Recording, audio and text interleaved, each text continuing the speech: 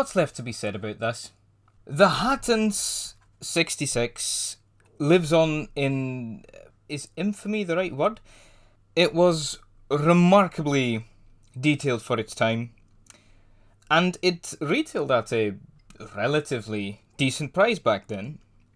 However, it was plagued with, well, for instance, notoriously the axle boxes.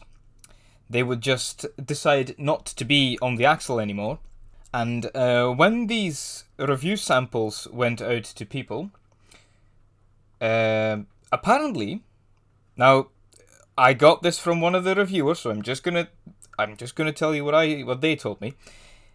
They were given instructions on how to fix the axle boxes. One reviewer who received a review copy of these didn't do that and docked points from the model for that, which is completely fair. Because it was an issue that, plagues these things to these... Well, not this thing, this is actually an Accurascale re-release, but you know what I mean.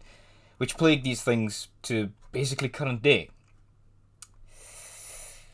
And he was apparently derided for that by the other reviewers, which...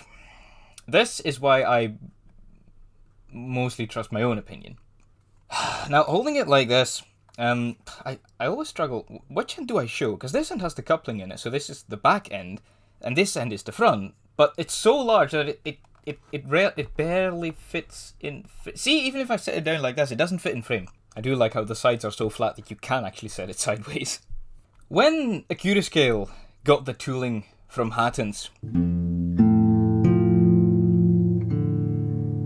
they changed the way the axle boxes work.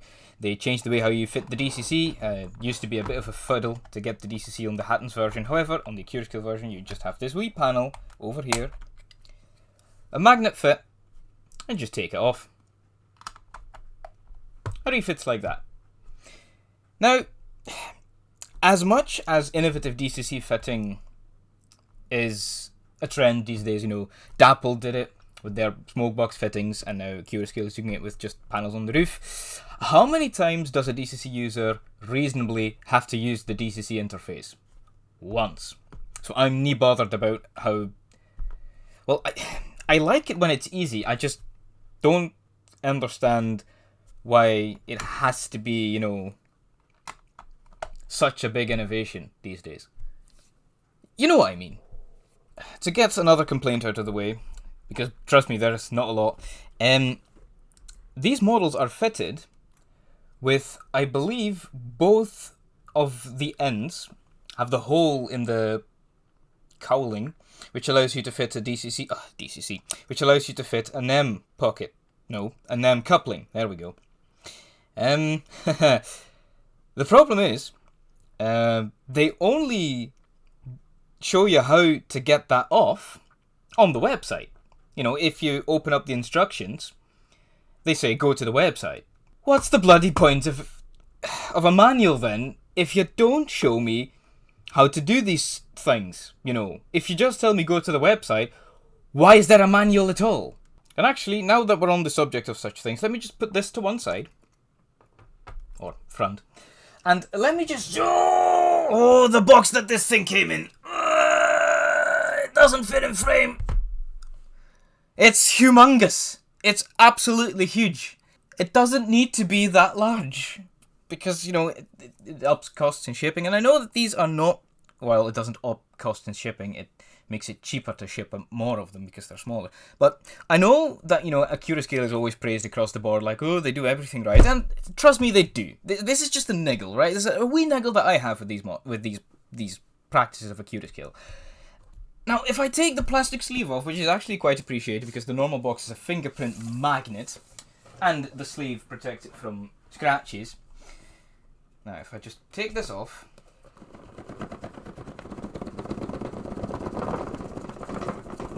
Come on! I can do it! Yeah.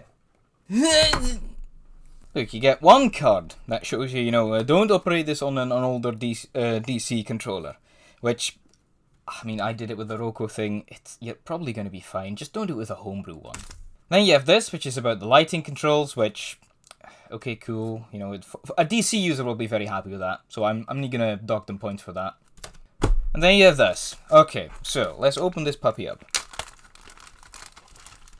I like how it's in a resealable bag. That's cool. That's nice. I believe the detail bag was a resealable bag as well, by the way. Okay, so you're met with this, right? Notice how it says operating and caring for your Accurascale model, right? Okay, and then I open this one up, and it's this huge exploded diagram, which, again, good thing. I'm not docking them points for that. But then on the side that's actually, you know, mechanically interesting, it's the bare minimum. Well, bare minimum. Shouldn't you say that? I'm just gonna say, like, you know, it's the... Again, for instance, like, they tell you to just, like, go to the website if you want to fit the front cowling to this thing, and at that point, just don't... Just make it a tiny bit of text on the thing. I get that it needs pictures, right? But you've already have sent, you know, this big booklet. This is the DCC settings, by the way, if you have a sound version. Mine isn't sound fitted. You have these two booklets, right? And this is just, you know, it's an operator's manual. It just shows you a bit of history about the 66s. But would it have hurt to just put how you put the cowling on in the actual manual? I get that it's a giant booklet already. Well, it's roadmap style, but, you know, would it have hurt? Probably not. Right, and now that's actually my final complaint about this one. Because, trust me, they're all minor. The 66 is not screwed on. The body's not screwed on. It's just done with clips. I think all modelers sort of agree that clips over time will fail, so you shouldn't mess with them that much. That being said, I'm still... Why are we not leaving clips in the past? It's just... I'm putting that out there. I'm just a wee bit disappointed on that front. You know, I get that they couldn't make the entire body of the thing fit with magnets, you know, but why not innovate there? Finally, getting on to the 66 itself. The model of the 66 that I have in my hand right now. This thing is amazing. And you all know that. Because it's an Accurascale model, they have a reputation, you know. The DRS livery is, in general, one of my favourites. Because, for one simple reason, you have this gorgeous dark blue, and then you still have the orange cantrail stripe. I believe that's a cantrail stripe, that's how you call it. And it makes the thing look so elegant. And I know it's just a shed, right? But it's such a nice bit of the livery. I really like that. The amount of separate fitted detail and painted detail on the front. It's just... I have one diesel with a yellow front, right? And this thing blows that out of the water. It's just so impressive. It's so nice. It's so well done. Oh yeah, by the way, these are also done with clips, which I'm also not very happy about, but I've already mentioned that. I'm just absolutely, you know, gobsmacked by this model every time I take it out and lift it up. Speaking about lifting it up, oh dear. This thing is really heavy. Everyone says how these things are heavy. Now, it's not that I want to diminish what the 66 has achieved, even though it's not technically an Accurascale model. This is a Hattons model, slightly updated. But the Bachmann Class 40 is about as heavy. It's slightly lighter, but in effect, you're never going to notice that this is slightly lighter. And actually, if I try to put these buffer to buffer... Now, again, this is less of a review and just more of a glazing of this model, because what has not already been said about the Accurascale, well, Hattons 66? I think this is generally one of the best diesels money can buy. It's really, really cheap for what you get. Well, really, really cheap. Nothing is cheap in this hobby. But, you know, for what you get, excellent value for money. The haulage capability of these things, due to that weight, is amazing. Now, I only can run it with a short train, as I'm going to demonstrate, but it's just such a nice model. It's a model that you can just look at and you immediately recognize this is a good and nice model. The slow speed is amazing. In general, the performance of these things is just great across the board. I have no negatives about these. Well, the fact that they sell out very quickly, but that's with Accurascale. That's what quality gets you. So yeah, what else is there for me to say? I've mentioned all my niggles, and I've also mentioned on other reviews how if a model's good, then it's just going to be good, you know. Then I have very little to say. And this is one of those models that just leaves me speechless. And if you're a modern image modeler, I do implore you to try and get one of these. You know, the GBRF ones run basically everywhere, so yeah. I can highly recommend the Accurascale Hattons 66. So I'm just going to show you the running right now, and, well, I'm going to let this thing do its own talking. Well, what for many people seems to be model of the year. Now, they did say that I was not to use a DC controller which was not built in the last 20 years. However, I think that's a quite short-sighted. Why do I lisp? However, I think that's quite a short-sighted take, as, well, first of all, why do you expect people were to just buy a new controller, you know, to run your product, because they don't advertise this aspect of the model on the website. But, you know, I'm going to risk it. The model that I have is a Roku 0950S. I don't know what the build year is, but let's just try it out. Okay, I've already tested another loco on which is forward and which is back, so I should just be going forward now. Here we go. Ooh. It was a bit coggy. Ooh.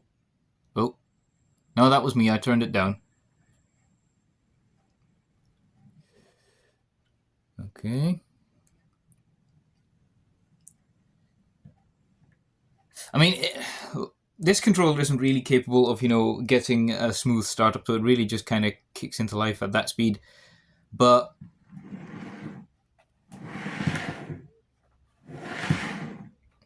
decent flywheel action as well. Okay, okay. Now, I know that you can't see that because it's too dark, but maybe if I move the camera closer just that little bit, you should just be able to see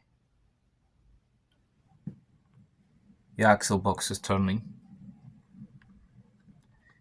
I will say, I expected that to be a bit more noticeable. So, of course, the next thing I'm going to say is, why bother? But hey, I've not had to take this model apart yet, so I can't really comment on, you know, the maintainability of it all, but I have some preconceived notions. Okay, I'm going to run her past you now at 50% speed. Actually, let's go for a wide angle shot for that. Hang on. Right, I'm going to run her past you now at 50%. Hang on.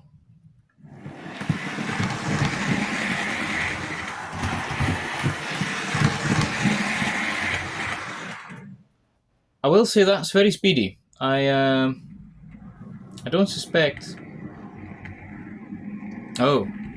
There doesn't appear to be a capacitor on the lamps, because they flicker an awful lot on DC.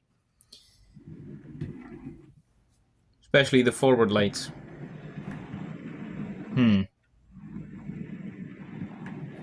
You can't see that, but from where I'm sitting. Okay then, time for running in.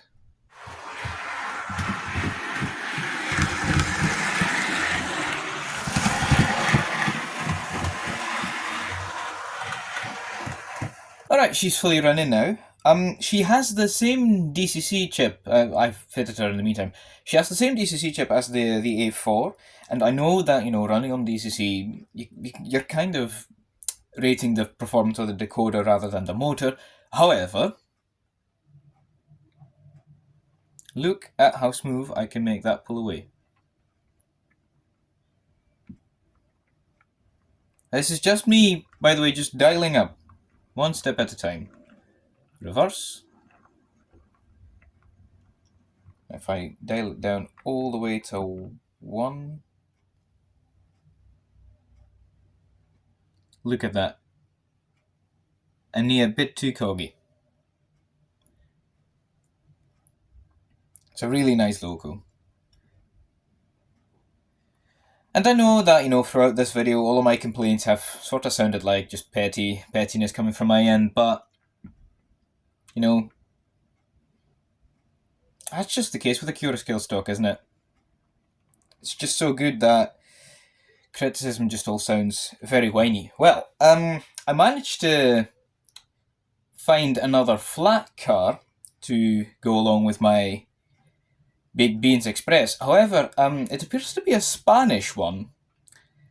I've never been to Spain, so I don't know how that one got into my collection. But no matter, if I just gently...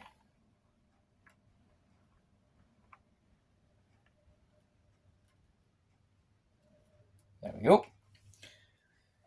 And just watch the spectacle of the pull away. And how quiet she is too.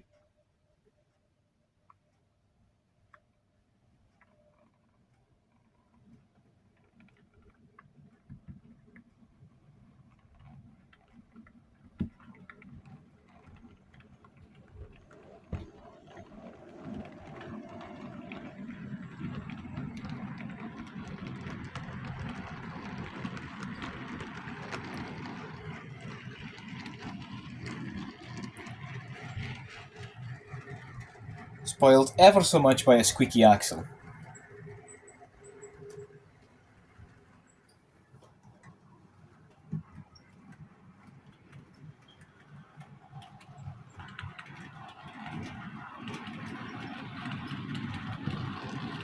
In all actuality, this video did not need to exist. You know an Accurascale loco would be top notch, I knew an Accurascale loco would be top notch, yet here we are. Perhaps we all deep down like to revel in our inadequacy, as these models quickly showcase just how good a model can be. For the price point, you can't go wrong with an Accurascale diesel. We shall have to wait and see how their upcoming tank engines will perform before we crown them king of the hobby.